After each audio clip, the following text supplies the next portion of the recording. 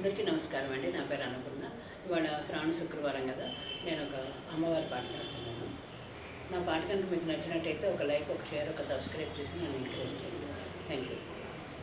ఏడేడు భువనాల కొలుకులరు మా సిరివే, ఏడేడు భువనాల కొలుకులరు మా సిరివే, కలకాలము మమ్ము కరుణించరావే, మహాలక్ష్మి రావే మమ్మేలుకోవే, మహాలక్ష్మి రావే మమ్మేలుకోవే, ఏడేడు భువనాల కొలుకులరు మా సిరివే, కలకాలము మమ్ము కరుణించరావే, మహాలక్ష్మి రావే మమ్మేలుకోవే, మహాలక్ష్మి రావే మమ్మే